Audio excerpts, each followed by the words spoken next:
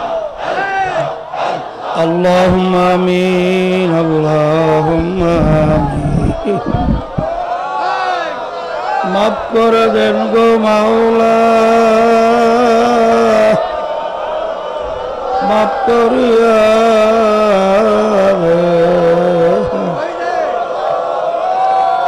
আপনি যদি মাফ না করেন আমাদের উপায় না। রাত্র গেল ঘুমে ঘুমে, দিন গেল খাইতে লইতে, তারপরে আসলে মিজানে কামাই তো বুঝি কিছু করতে